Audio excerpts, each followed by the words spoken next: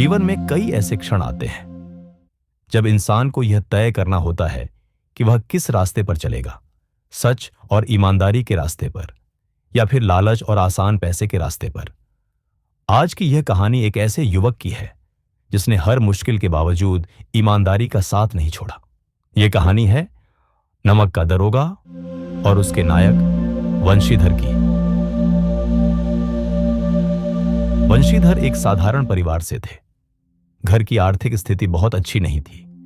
जब उन्हें नमक विभाग में दरोगा की नौकरी मिली तो पूरे घर में खुशी की लहर दौड़ गई। लेकिन उनके पिता ने उन्हें एक अलग ही सलाह दी। बेटा, दुनिया सिर्फ ईमानदारी से नहीं चलती।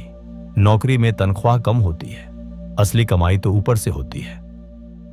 पिता की ये बातें सुनकर वंशीधर चुप रहे, लेकिन उनके मन में एक दृढ़ निश्चय जन्म ले चुका था। मैं कभी अपने सिद्धांतों से समझौता नहीं करूंगा। नौकरी शुरू होते ही वंशीधर ने पूरे समर्पण के साथ अपना कार्य संभाल लिया। उनकी जिम्मेदारी थी नमक की तस्करी को रोकना। उस समय नमक पर सख्त नियंत्रण था।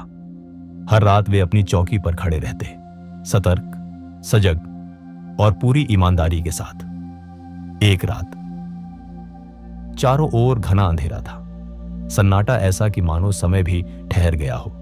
तभी वंशीधर को दूर से कुछ आवाजें सुनाई दी। कुछ बैलगाड़ियां धीरे धीरे आगे बढ़ रही थी। उनकी चाल में एक अजीब सी सावधानी थी, जैसे वे किसी से छिपकर कुछ ले जा रही हो। वंशीधर ने तुरंत समझ लिया, यह साधारण बात नहीं है। उन्होंने आगे बढ़कर उन गाड़ियों को रोका। रुको, क्या ले जा रहे हो तुम? जांच करने पर सच्चाई सामने आ गई।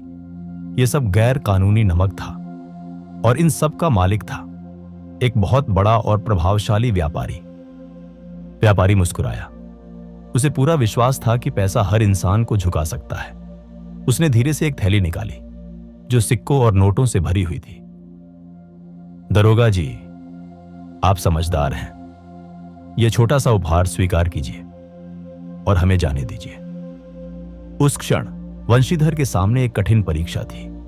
एक ओर थी गरीबी, परिवार की जिम्मेदारियां और दूसरी ओर थी उनकी ईमानदारी। लेकिन उन्होंने बिना डगमगाए उत्तर दिया, मैं अपने कर्तव्य से पीछे नहीं हट सकता। आप कानून का उल्लंघन कर रहे हैं, आपको गिरफ्तार किया जाता है। उस पल ईमानदारी ने लालच को हरा दिया। वंशीधर ने उस बड़े व्यापारी को गिरफ्तार कर लिया।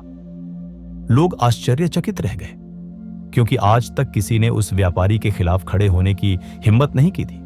यह केवल एक गिरफ्तारी नहीं थी, यह सत्य और साहस की जीत थी।